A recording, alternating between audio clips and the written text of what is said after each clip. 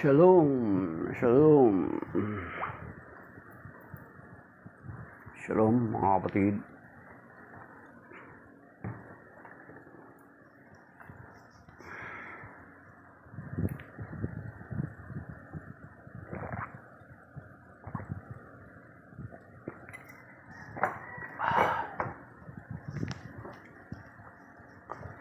Isang pinagpalang araw ng linggo sa ating lahat, 20th Sunday in ordinary time sa ating simbahan. At isang pinagpalang araw sa ating lahat, mga kapatid. Okay, so as we begin this morning, let us pray a short prayer in the name of the Father, the Son, the Holy Spirit. Amen. Our Father, who art in heaven, hallowed be thy name, thy kingdom come, thy will be done on earth, as it is in heaven. Give us this day our daily bread, forgive us our trespasses, as we forgive those who trespass against us. And lead us not into temptation, but deliver us from evil. Amen. Hail Mary, full of grace, the Lord is with you, blessed are you among women, blessed is the fruit of thy womb, Jesus. Holy Mary, Mother of God, pray for us sinners now and at the hour of our death. Amen. Glory be to the Father, to the Son, to the Holy Spirit, as it was in the beginning, is now, and ever shall be, world without end. Amen. I praise you and I thank you, Lord, for your goodness and mercy for this morning, for this another new life, another day, another blessings, another opportunity, another privilege. Thank you for keeping us safe and sound. Thank you for the blessings that we have received from you for this past week. Thank you for guiding us. Thank you for blessing us. We ask your blessing and mercy and forgiveness from all of our sins. And we thank you for this morning. Thank you for this day. We ask you to guide us, to speak to us, to bless us through your word. That your word be planted in our hearts and it will grow and have more fruits and harvest when times comes in our lives, Lord. And we are also claiming your word in 2 Corinthians chapter 10, verse 4 to 5, that the weapon of our warfare are not of flesh, but are enormously capable of destroying fortresses. We destroy arguments and every pretension raising itself against the knowledge of God, taking every thought captive in obedience to Christ. And we entrust to this day, O Lord, may your name be praised and honored and glorified in Jesus' name. May the Holy Spirit that reigns with you forever and ever. Amen. And the Father, the Son, the Holy Spirit. Amen. So, shalom mga kapatid. Okay. Ang background natin ay yung ceiling ng Cathedral ng Immaculate Conception sa Pasig, sa Cathedral ng Pasig, mga kapatid. Okay, so the Gospel of today, masahin na po natin ang Ebanghelyo ngayon. The Gospel of today is taken from the Gospel according to St. Luke chapter 12 verses 49 to 53. Glory be to the Lord.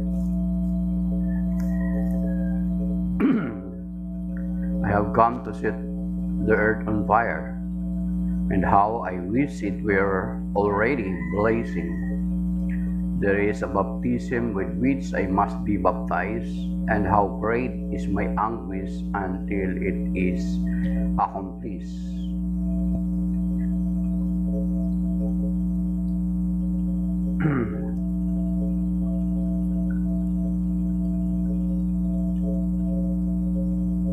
Do you think they have come to establish peace on the earth?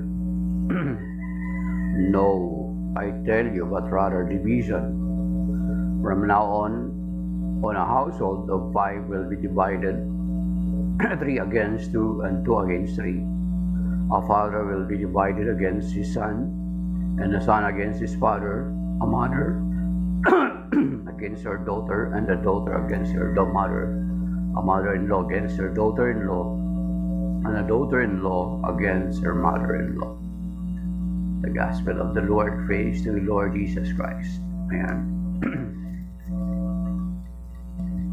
Contemplative soul. Hello. Okay. So yun yung Ebanghelyo ngayon mga kapatid. Okay. So, okay. 20th Sunday in Ordinary Time.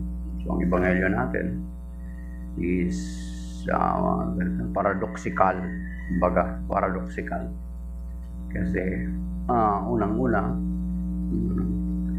ang sabi ng Panginoon, I have come to set the earth on fire, and how I wish it were already blazing. And the race of baptism with which I must be baptized, and how great is my anguish until it is accomplished. Do you think they have come to establish peace on the earth? Ayan. No, I tell you, but rather division. Okay. So,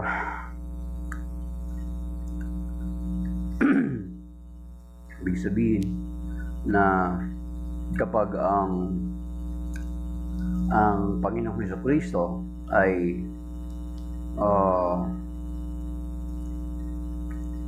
dumating sa atin, the supposed to be yung sinasabing apoy ng Panginoong Jesucristo ay naglalagablab dapat sa atin.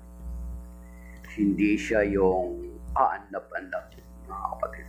Hindi siya yung, ibig sabihin yung blazing, di ba? Yung blazing, it consumes everything na madaanan niya. Siguro pwede rin natin i-relate siya doon sa Matthew chapter 5 verse 16, di ba? Ang apoy, it causes lights, di ba? Nagdudulot siya ng liwanag, nagdudulot siya ng liwanag, apoy, naglagablab, sabihin. Nagdudulot siya ng liwanag. At yun nga, di ba, hindi rin ito malayo dun sa sinabi ng Panginoon na sabi niya, I am the light of the world. Di ba? So yung light na ito ay dapat naglalagablab. Hindi siya aandap-andap. So ganun ang ating Panginoon sa Kristo. Yan yung sinabi sa John chapter 8 verse 12. Di ba? And then, tayo na mga tagasunod niya, of course, ay dapat maging katulad niya. Di ba?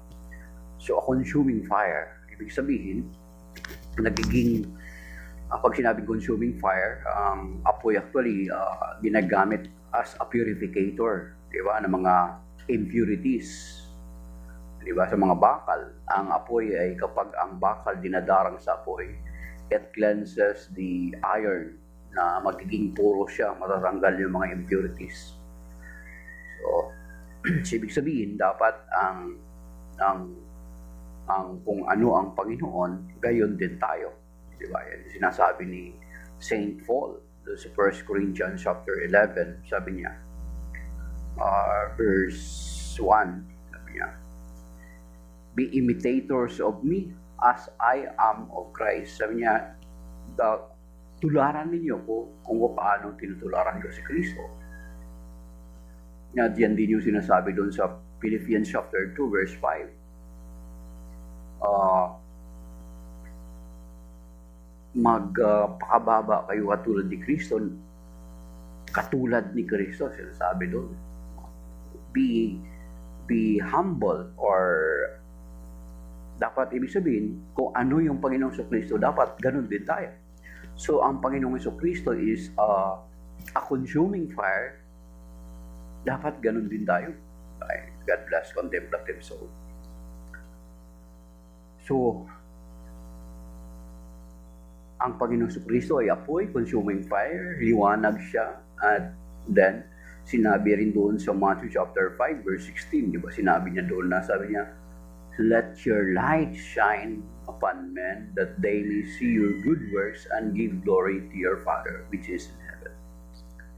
So, ang liwanag natin dapat is yung apoy natin.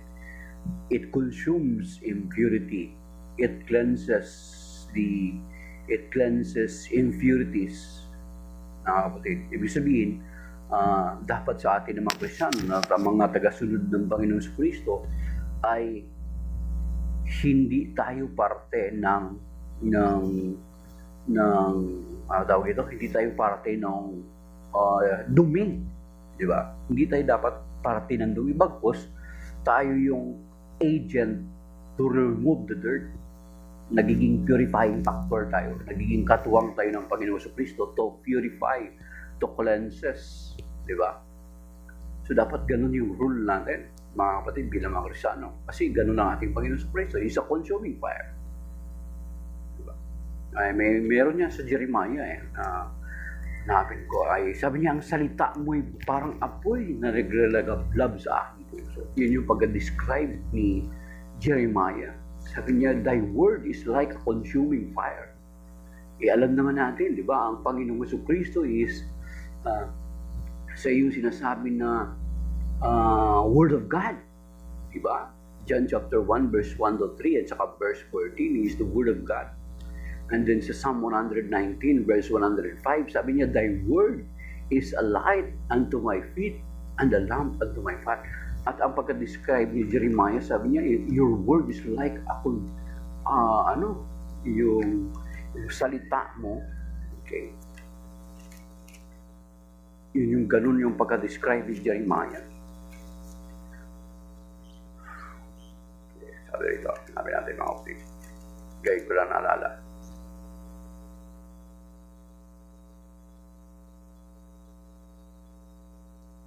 Okay.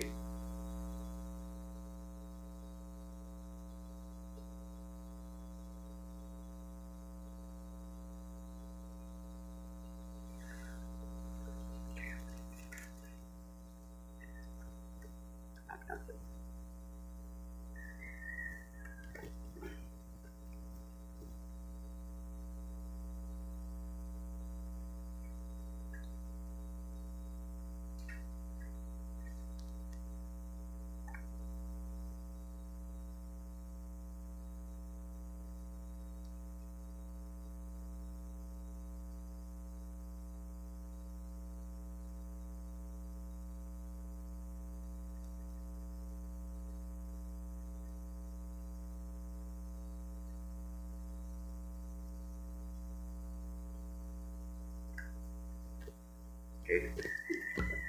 Sa Jeremiah 23:29, mga kapatid, sabi nito. Sa Jeremiah 23:29. Tingnan natin mga kapatid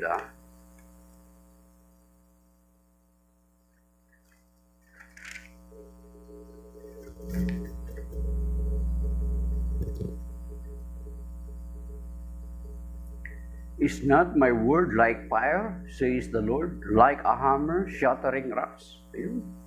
Diba, matindi yung pag-describe ng Word of God. Ibig sabihin, once the Word of God is nasa atin na naglalagablab, ibig sabihin dapat we are on fire also with that Word. We are purifying. Hindi tayo part ng dumi. Dapat tayo yung katuwang sa pag-purify. Diba? Kaya nga, yung kung basahin natin yung Matthew chapter 5 verse 13 to 16, yung sinasabi doon na ang sinabi ng Panginoon, you are the light of the world. You are the salt of the earth and you are the light of the world. So, ang asin, nagpipreserve. Ang apoy, nagbibigay ng liwanag at the same time, it cleanses also, mga kapatid. So, ibig sabihin dapat ganun yung katangian natin bilang mga tagasunod ng Panginoong Jesucristo. So, hindi tayo part nung nagiging parang agent tayo ng Panginoon to good, not to bad. Okay? Okay. Lahat natin. Luke chapter 12.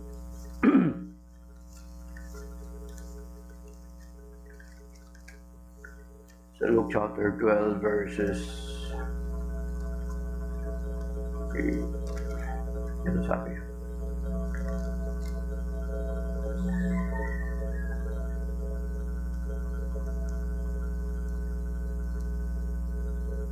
Akala ba ninyo na parito ako upang magdala ng kapayapaan sa lupa? Sinasabi ko sa inyo, hindi kapayapaan, kundi pagkabahabahagi. Okay. So, do you think I have come to bring peace? No, but rather division. Parang very paradox mga kapatid. Kasi una-una, ang Panginoon Jesucristo ang prinsipe ng kapayapaan. He is the Prince of Peace. Diba? Isaiah chapter 9 verse 6. And kung titingnan natin na kahit nung pumunta siya sa Jerusalem, ay akala ng kanyang mga kababayan ay i-establish niya yung kingdom ni David. Pero instead na sumakay siya sa kabayo, ang sinakyan niya is asno. Ang asno, mga kapatid, it symbolizes peace. Kasi hindi naman ginagamit ang asno sa pakipagdigma, sa kalabanan. But rather, the horse ang ginagamit. Pero sinakyan ng Panginoong Jesucristo is asno. Ibig sabihin, he is not going to war. He brings peace because He is the Prince of Peace. Pero kung titingnan natin dito, sinasabi niya, parang ang hirap intindihin, di ba? Paradox. Tinatawag nilang paradox, mga kapatid. Naparito ako hindi para magdala ng kapayapaan, kundi pagkabahagi. Bakit? Kasi kahit titingnan natin na yan, and even until now, mga kapatid, it really divides us. But it doesn't mean na ang kagustuhan ng Panginoon yung division, mga kapatid. Hindi ibig sabihin na kagustuhan ng Panginoon yung division. Sapagkat, even Himself, so yun yung titingnan natin, mga kapatid. Sa John chapter 17, di ba? He prayed for the unity of His believer. Ibig sabihin, sa kanyang pagdating, ay talagang magkukause ng division. Bakit? Kahit tingnan natin sa kanyang pagdating, unang pagdating niya, di ba? Hindi naman talaga sila nagkaisa. Kahit sa mga rabbi, kahit sa mga Sanhedrin. Di ba? Makikita natin doon na even si Nicodemo, di ba? At yung mga kasamahan niya sa Sanhedrin, mga rabbi ay talagang nagkaroon din sila ng division. Even sa mga kababayan niya. So, ibig sabihin, ang pagiging cause ng division nito is because of unbelief, mga kapatid. Unbelief to the Lord Jesus Christ. At saka yung disobedience. Diba? So what? Tsaka yung pride. Ano ba yung nagiging cause why we are divided, especially sa ating mga Kristiyano? Di ba? Ano ba yung nagiging cause of division sa mga Kristiyano? Pride. Primarily, pride, mga kapatid. Yan yung nangyayari ngayon, division among the Christians, whereas the Lord Jesus Christ Himself na nasabi niya na there is one faith, one Lord, one baptism. When the Lord came, He established a church. Pero alam niyo ba na itong verse na ito, Luke chapter 12 verse 53, may mga gumagamit dito, mga kapatid, na itong word na ito ginamit ng mga separated brethren natin to justify, good morning, Kuya Romy, Brother Romy, to justify our current division in the church. Ginagamit itong verse nito. Pero kagustuhan ba ng Panginoon ito? Hindi, no? Sa kanyang pagdating, because of people's pride, because of people's unbelief, because of people's own opinion, nagkakaroon ng division in the church. Pero kung matutunan natin na sumunod at magpakababa sa harapan ng Panginoon, it will not cause us division. Di ba? It will not cause us division kung magpapakababa tayo to the Lord sa Panginoon. Ano ang nagko-cause ng division sa church? Halimbawa, kaya hindi pwede gamitin ito ng mga separated brethren natin na okay lang sa Panginoon na magkaroon tayo ng division. Luke chapter 12 verse 53, ito yung i-quote nila. No. As a matter of fact, kung ganun ang pagkaintindi mo na okay lang sa Panginoon yung ganun, it will contradict to the Lord Himself. Itong pagkakaroon ng division na ito, it is not because the Lord wanted it or the Lord wills it, but it is because of us. Hindi natin matanggap yung sinasabi ng Panginoon. Di ba? Kaya hindi nagkakaisa. Kasi lack of humility. Di bakit sa mga ibang sekta, ang dami-daming sekta na naglulutangan. It is because of pride. Ay hindi, ganito yung interpretation ko. Ay hindi. Di ba? Ganun na nangyari. Ay hindi, ganito. Oh. Ganun na nangyari. Pagalingan na hindi, ganito. Sa atin, si Martin Luther, what brings him to rebel against the church? Kasi ipinapalagay niya sa sarili niya na mas magaling siya. Di ba? Ganun ang nangyari. And what brings na after Martin Luther, nagkakaroon pa rin ng continuous and massive division among the believers of the Lord Jesus Christ. Kasi sasabihin nila mas Zwingli, nung ibang mga Protestant na mga Protestant, kasunod niya, hindi. Mali si Martin Luther. Tapos nang lumutang si ay mali si Di ba? Until sa time na lumutang si Ellen G. White, hindi. Sabado ang dapat pagsamba. Binabalik niya dun sa Jewish practices. And then meron ding na marami na, hindi ko lang alam, 2 o 3 grupo na nag-splint na rin sa kay Ellen G. White. Yung Jerusalem Church of God. Mga Sabado rin yan. Tsaka meron dito sa amin, Church of God din, Sabado din, mga splinter din yan. Sinasabi din nila na mali si Ellen G. White. Di ba? Si Jupilo Ora, di ba? Or hindi ko alam, si Jupilo Ora, si Nicolas Perez. Dating member ng Inc. 1914. So nagtayo siya ng Iglesia ng Diyos sa Ligit Suhay. And then, sumunod si Jupilo Ora or si Nicolas Perez, hindi ko alam kung saan yung nauna dyan. Then, dyan din nanggaling si Eli Soriano. Then, Eli Soriano, yung taga-basa niya dati, di ba, nakipag-iwalay din sa kanya. So, ang nagmana ngayon kay Eli Soriano ay si Daniel Rason. At hindi natin alam kung sino pa yung nakipagkalas na naman kay Daniel Rason at nagtayo na rin ng sariling sekta. Kasi parang mahina na klase si Daniel Rason. Diba? So, ganun. What causes division is because of pride. But kung may humility ka, hindi tayo magkakaroon ng division. Di ba? They have their own opinion. Sabi ni Father Darwin Gitgano, sa Panginoon dapat wala tayong opinion.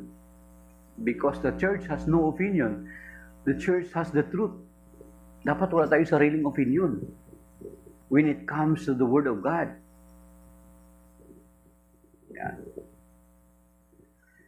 Okay? So nagkaroon ng division. So hindi dapat gamitin ito ng mga Protestante, Brother Romy. Kuya Romy, na gamitin itong verse na Luke chapter 12, verse 43. It is okay that we Christians divided. Kasi yun yung sinasabi ng Panginoon. No. Hindi ganun ang kalooban ng Panginoon. Bagamat siya yung, pagdating niya siya yung hindi dulot niya kapayapaan. Kasi magkakagulo sila eh. Nung tinanggap pa sa nakababayan niya, may tumanggap, may hindi. Nagtalo-talo sila. Di ba, nang bandang ulit, tinanong nila, meron bang mabuting manggagaling sa Nazareth? Di ba? O, tinurn down pa nila, tinams down pa nila ang Nazareth. Di ba? So, meron bang manggagaling na mabuti galing sa Nazareth? Okay. So, hindi natin pwede gamitin ito bilang a justification para sabihin natin na, okay lang na mag-divide tayo. No. Kasi first and foremost, pag-umpisa pa lang ng Panginoon sa Kristo, ng kanyang ministry, di ba? Nung tinawag niya, nung sa Matthew chapter 16, verse 13 to 20, ang linaw naman doon. Ano ba sabi doon ng Panginoon sa Kristo? Sa Matthew chapter 16, verse 18, Thou art Peter, son of Jonah. Simon, son of Jonah, thou art Peter, and upon this rock I will build my church. singular, hindi churches. Kasi kung napupursi ng Panginoon na magiging ganito tayo at magkanya-kanya tayo, okay lang sa Kanya, dapat, I will build my churches. Diba? So, consistent yan, mga kapatid. Then, pagdating dun sa John chapter 10, verse 16, ito, lagi natin ito inuulit-ulit, but we need to keep on repeating this because there are so many people keep on repeating this also. Na para bagang sinasabi nila, okay lang, magkanya-kanya tayo. Pero tingnan natin, sinasang-uyunan ba ng Panginoon yung pagkanya-kanya natin? Ano sinasabi dun sa sa John chapter 10, verse 16? Diba? Ano sinasabi dun? I have other sheep that is not yet in this flock, that I need to take care for them also, so that there will be one flock and one shepherd. Hindi sinabi ng Panginoon that so that there will be more flocks and more shepherds. Kasi kung sinasabi niya yung ganun, ibig sabihin, ina-anticipate ng Panginoon na magkakaroon ng ganitong sitwasyon sa ating kasalukuyang panahon. Pero ang sinasabi niya, there will be one flock and one shepherd. Hindi niya sinabi niya, there will be more flocks and more shepherds. There will be another flocks and another more shepherds. Hindi ganun.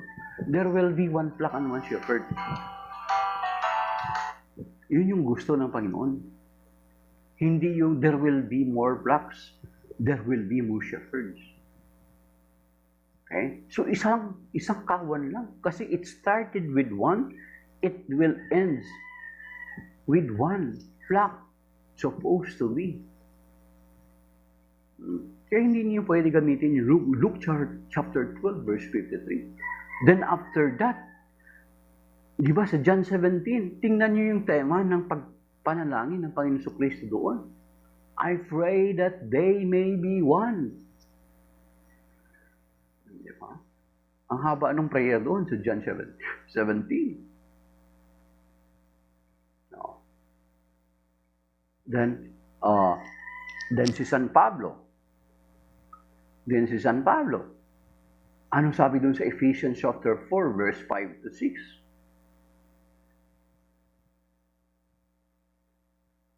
One body, one faith, one Lord, one baptism. Di ba?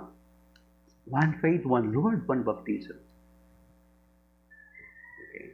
Kaya nga, pagdating dun sa 1 Corinthians chapter 1, verse 10, ano sinasabi ni St. Paul doon? Ibig sabihin, overwhelming na hindi kagustuhan ng Panginoon itong nangyayari sa kasalukuyan. Na para bagang ngayon dahilan dun sa ganun ay nagiging alibay ng mga separated brethren natin na to continue found their own sect and denomination. Okay, ano sabi din sa 1 Corinthians chapter 1 verse 10? Ito sabi tingnan niyo mga kapatid. Ibig sabihin, sinasabi natin na the Lord is not happy for what is happening today. Ay huwag nilang gamitin yung Luke chapter 12 verse 53 to justify of our division, of our kanya-kanya, ija-ija ako, mga kapatid. Okay, sabi dito sa Luke chapter 1, 1 Corinthians chapter 1 verse 10. I urge you, brothers, in the name of our Lord Jesus Christ, that all of you agree in what you say, and that there be no divisions among you, but that you be united in the name, in the same mind, and in the same purpose. So you see, ibig sabihin yun yung gusto ng Panginoon. Kaya nga, kung puntahan natin or balikan natin dito sa Romans chapter 16, mga kapatid, si St. Paul to, di ba 1 Corinthians chapter 4, verse 5 to 6, tapos itong 1 Corinthians chapter 1, verse 10, and then balikan natin isa dito sa Romans chapter 16, verse 17 to 18. Anong sabi dito ni St. Paul? Ito sabi niya rito. Bigat nito mga kapatid. At hindi nyo ito ikatutuwa. Okay. Dapat ikakalungkot natin to. Ito sabi. Okay. I urge you, brothers, to watch out for those who create dissensions and obstacles. Okay. In opposition to the teachings that you learn yan. Avoid them. Verse 18, for such people do not serve our Lord Christ, but their own appetites, and by fair and flattering speech, they deceive the hearts of the innocent. So you see, nabigat yan. Diba? Anong ginagamit nila ngayon to deceive mga tao? Sa pamamagitan ng magaling na pananalita. Diba? May mga, yung parang mga orator, mayroon silang tinatawag ng mga ayundido. Diba? Mga ganun, diba? They deceive the hearts of those innocents. Gamit sila ng ganung mga style na, no? Tapos magkukote ng mga talata sa Biblia na out of context naman. Yun ang ano. Ay ngayon, kung ikaw na Katoliko, wala ka naman talagang alam sa Biblia. Gamitan ka nila, naniniwala ka ba na ang salita ng Biblia ay salita ng Diyos? Oo naman. Tapos babanggitan ka, ikukote ka ng talata. Wala ka namang alam sa pananampalataya mo bilang Katoliko. Hindi mo man lang binigyan ng hustisya yung pananampalataya mo. Hindi mo man lang sinabi na pwede ba na bago ako makinig sa inyo, pakikinggan, aralin ko muna ang aking pananampalataya. And maybe after that is saka ako babalik sa inyo. Dapat gano'n. Yun yung matalinong sagot. Ay hindi. Magsuri ka kapatid, magsuri ka sa amin. Tama bang pagsusuri yun? Doon ka lang makinig sa kanila, then mag-decide ka na to convert to them without studying first your Catholic faith? No, it's not correct way of tinatawag na pagsusuri. Ang pagsusuri, para kang investigador. Diba? Para kang investigador. Diba? Ang investigador, hindi kapag kumbaga sa investigation ay the whole story, para kang nag-iimbestiga, the whole story, dapat titingnan mo yung lahat ng anggulo. Yung ang investigator ay malawak yung kanilang, halimbawa, dito yung crime scene, dito sa area na to. Hindi lang sila mag-focus dyan. Titingnan nila yung paligid. Ano mga signs makikita nila? So the same with us, mga kapatid. Ganun yung tamang pagsusuri. Pagsusuri na ba yan? Pupunta ka sa ibang sa sekta na yon. Kumbaga, parang sa coins is yung sinuri mo lang itong harapan, yung likod hindi. That is not a correct pagsusuri. Okay. Dapat ganun, maging totoong mapanuri ka. Ito sinasabi nila. Halimbawa, sasabihin sa'yo, ito yung bakit itong tao na ito nag-akay sa akin, ito ganito yung pananampalataya nila. Bakit ang amin sa Catholic Church, ganito yung pananampalataya nila? Diba? That will lead you to dig deeper. That will lead you to investigate. That will lead you to ask more questions. Na, yung halimbawa example, bakit sinasabi nila na natalikod daw ang iglesyang itinatag ng Panginoon? Meron bang, magtatanong ka ngayon sa sarili mo, totoo ba ito? Of course, babalik ka ngayon doon sa Matthew chapter 16. Matthew chapter 16, ano sabi doon sa verse 19? Upon this rock I will build my church, that even the gates of Hades shall not prevail against it. Hindi magtatagumpay kahit na ang pintuan or ang pintuan ng hadas ng kamatayan. Hindi rin makapananaig. And then magtanong ka ulit pa rin, paano matatalikod ang iglesia na itinatag ng Panginoon? Samantala, nagbanggit siya doon sa Matthew chapter 28, verse 20, I will be with you till the end of times. Till the end of times. Paano matatalikod? Kasama natin ang Panginoon. Ibig sabihin, may chance na may panahon na dumating ang panahon na kahit may nangyayari na hindi maganda Sa church ng Panginoon, andyan siya sa tabi natin, andyan siya sa tabi ng kanyang church. Wala siyang ginagawa, tahimik lang siya. No. Isang example dyan, mga kapatid. Nung si San Pablo, bago pa lang ang simbahan, si San Pablo ay tinuturing siyang mamamatay tao. Di ba? Kung babasahin natin yung umpisa doon sa Acts chapter 7, na nung binato si Esteban, kasapakat siya. Or nasa dugo niya rin, sa mga kamay niyang dugo ni San Esteban, the first martyr of the church. Bakit? Kasi yung mga balabal nang nagbato sa kanya ay sa kanya iniwan. Oh, di ba? Mga kapatid. Then, pinabayaan ng bayo ng Panginoon. And then, nung papunta siya sa Damascus, may mga sulat siya galing sa mga matataas ng pinuno ng mga Sanhedrin. Meron siyang kasulatan para i-hagupitin, i-persecute yung mananampalataya ng Panginoon. Pumayag ba ang Panginoon? Pinabayaan lang ba ng Panginoon ito? No! He did not. Okay? Mga kapatid, he did not. Along the way, papunta sa Damascus, si San Pablo. Ano nangyari sa kanya? Nakakita siya ng liwanag, dakilang liwanag. At that caused him to be blinded. Bumagsak siya sa kabayo. At may narinig siyang tinig, Saulo, Saulo. Anong sabi sa Acts chapter 9 yan, mga kapatid, ha? Saulo, Saulo, bakit mo ako inuusig? Sino kayo, Panginoon? Ako si Jesus na iyong inuusig. Imagine, ang inuusig ni San Pablo ay ang mga mananampalataya. But anong sabi ng Panginoon? Bakit mo ako inuusig? Ibig sabihin, hindi inalaw ng Panginoong Hesukristo na usigin ni San Pablo or pabagsakin ni San Pablo ang iglesia ng Panginoon. Di ba? Saulo, Saulo, bakit mo ako inuusig? Ang inuusig ni San Pablo ay yung mananampalataya, ay yung iglesia. Ibig sabihin, Father Dom Lorenzo, ECCB. Ay, Father Dom. Ano po yung ECCB? Anong congregation yan? Religious congregation.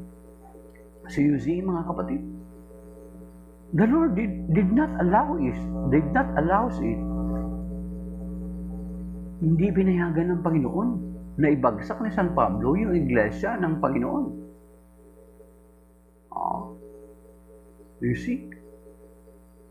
Kasi, ano sabi ng Panginoon? Pangako niya, Matthew 28:20. So, yun yung hindi ka pwede pumayag na pag sinabi na iba na talikod yung iglesia ang itinatag ng Panginoon. Ang tanong ka muna, paano magtalikod? Sa anong paraan? Ito yung sabi ng Panginoon. I will be with you till the end of time. At yun nga, yung example natin, yung San Pablo, he tried to destroy the church. But instead of destroying the church, siya yung na-convert si San Pablo. Okay? Mga kapatid? Kahit noong panahon ng after noong, halimbawa sa atin, after nung dinala ang pananampalataya dito sa atin, nung tinanggap ni na Raha Humabon at saka ni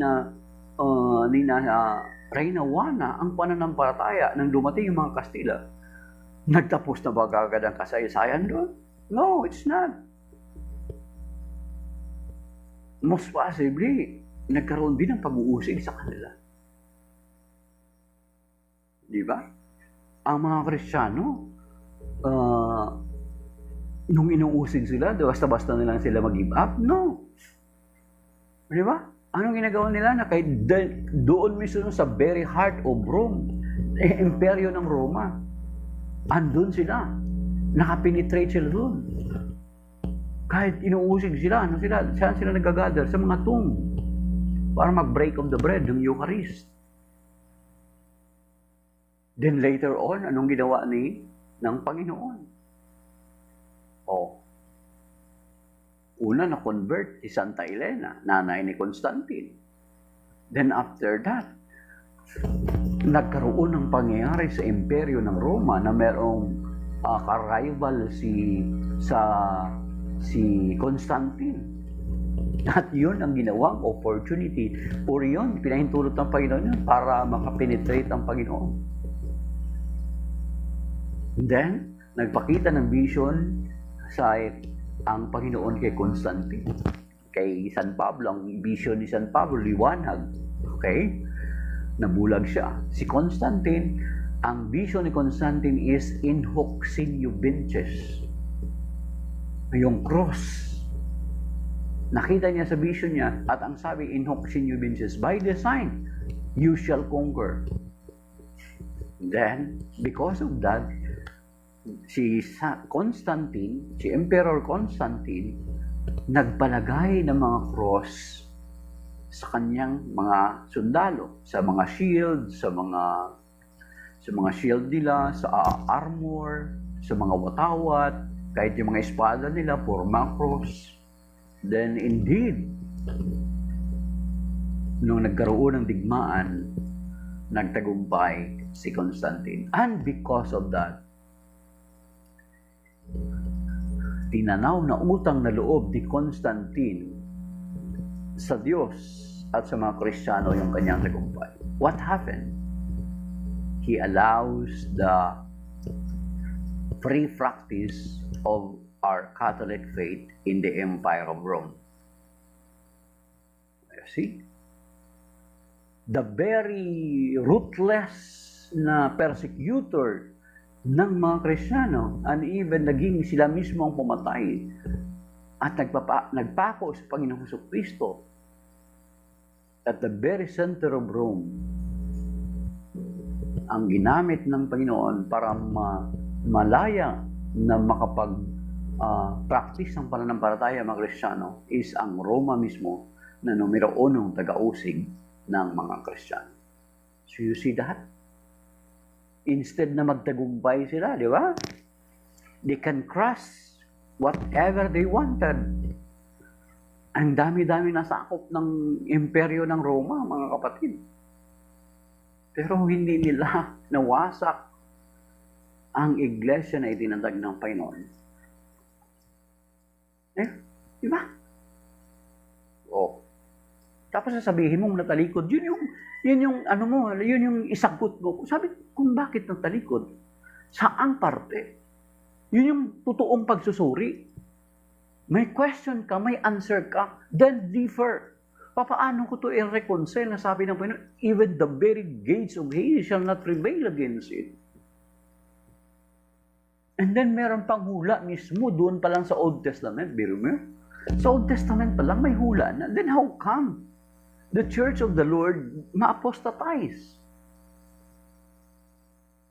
Mga kapatid, doon pa lang sa Old Testament, meron na sinasabi doon sa Daniel chapter 2, verse 44. Mga kapatid? Meron na doon pa lang, Anong sabi doon? Kung titingnan natin yung Daniel chapter 2, verse 44, ito'y pumapatungkol sa iglesia ng Panginoon. Okay? Sa Daniel chapter 2, verse 44, ang sabi dito, ito Kuya Romea. Okay.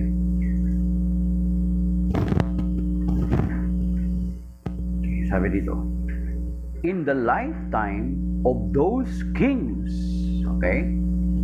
In the lifetime of those kings, it was after the revelation about the dreams of King Nabucodonosor ng Babylonia.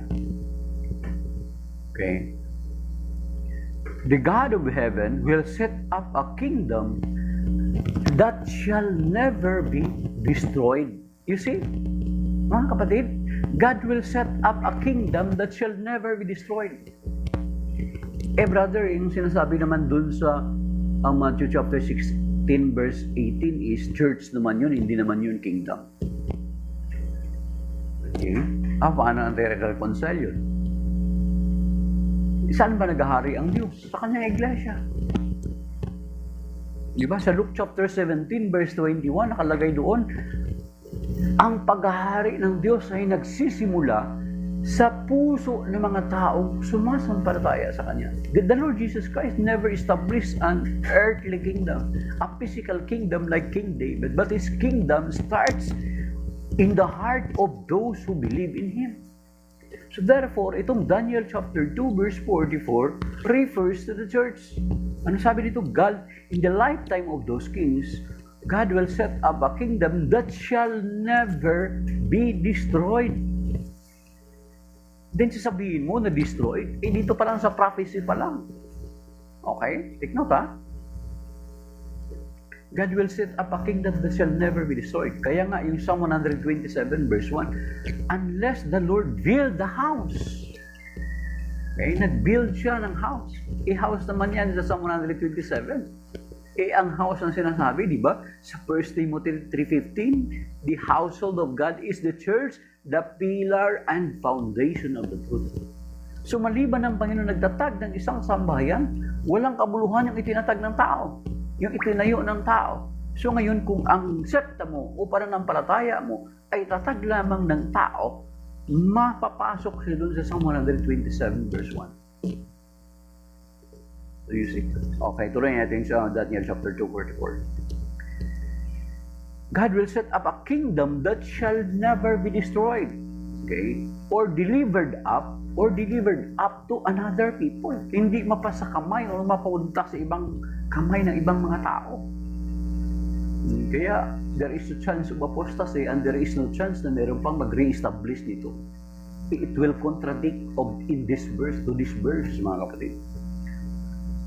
Rather, it shall break in pieces all these kingdoms and put an end to them, and it shall stand forever, and it shall stand forever. It shall stand forever. Hindi siya namatay. It shall stand forever. Okay. At yung bato na yon na nagdumurog doon sa apat na kingdom na yon, doon sa ipinatayo na larawan sa vision ni King Nebuchadnezzar, ang bato na dumurog na yon ay lumaki ng lumaki at pumuno sa buong daigdig. Oh. Pumuno, hindi na shattered yung rock. The stone that was hewn from the mountain became a big rock that fills the earth. Oh, that fills the earth. Hindi na shattered, hindi na broken yung rock. See? Kita niyo yung relationship? Kaya nga Catholic, universal.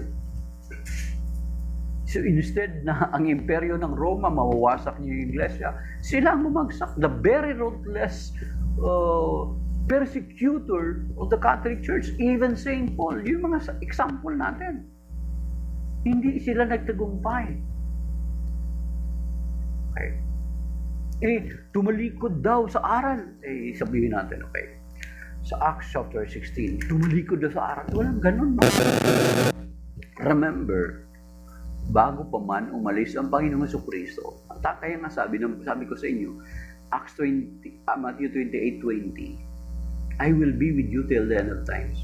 So, andyan siya sa tabi, kasama siya ng iglesia, up hanggang sa huli ng panahon, magtuturo ng mali ang kanyang mga pinagkatiwalaan sa kanyang iglesia.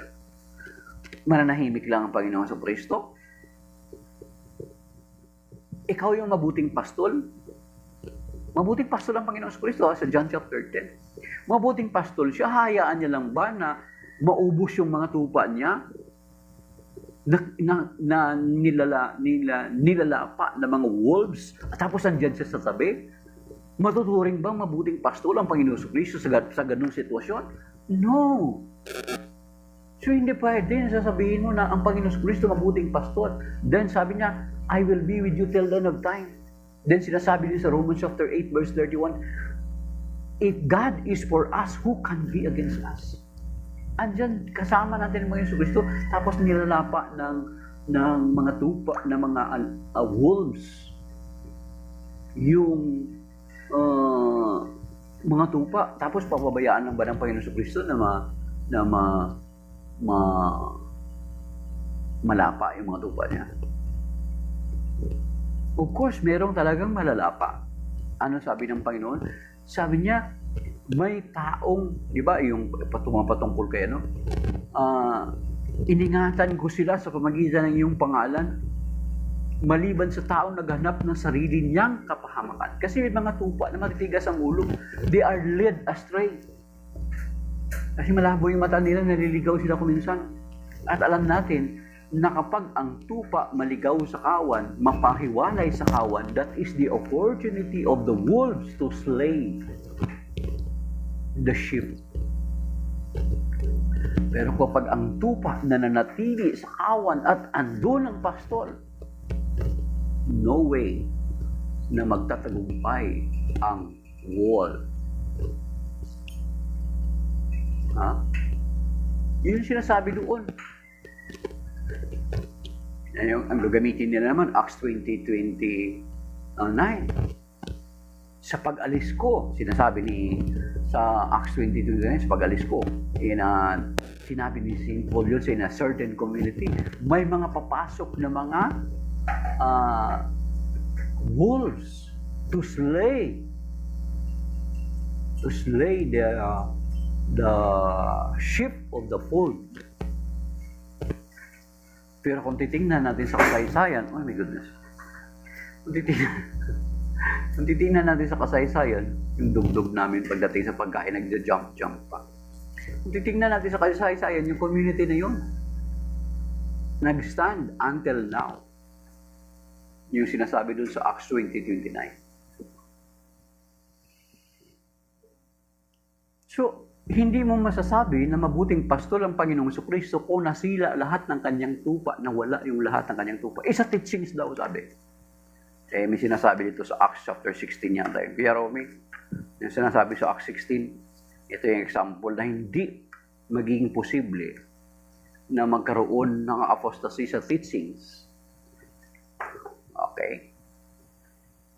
Ang sabi dito, sa Acts chapter 16 verse 7, when they came to Mysia, they tried to go on into Bithynia. But the Spirit of Jesus, take note, but the Spirit of Jesus did not allow them. You see? Nag-intervene ang Espiritu Santo ng Panginoong Jesucristo. Let us remember, prior umalis ang Panginoong Jesucristo, after 10 days, nung umakyat ang Panginoon Jesucristo, after 10 days, bumaba ang Espiritu Santo. At ang Espiritu Santo na ito, ano ang ministry ng Espiritu Santo? Doon nakalagay sa John chapter 15 hanggang chapter 16. Basahin niyo doon. So therefore, masasabi natin, there is no chance of apostasy. Yun yung pagsusuri, mga kapatid. Mag-imbestiga ka ng malaliman. Dig deeper. Hindi totoong pagsusuri yun. Umattend ka lang dun sa kanilang pagtitipon, tapos napakinggan mo yung paglalahad nila. Yun na yung pagsusuri. Ang pagsusuri, tingnan mo yung kabuuan, aralin mo yung kabuuan. Then, pagkatapos ng deeper study mo, saka ka mag-conclude. Stop! Saka ka mag-conclude, mga kapatid. Ganun. May mga investigator, ganun.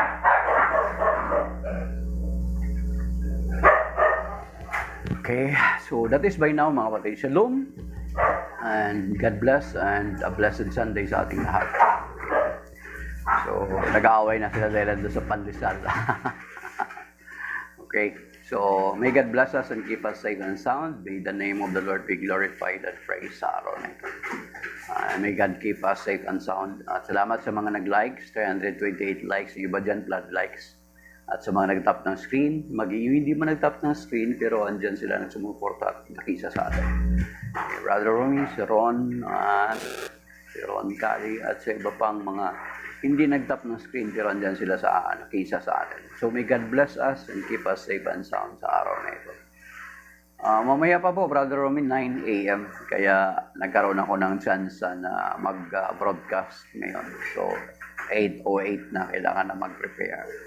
So, God bless sa ating lahat, mga kapatid.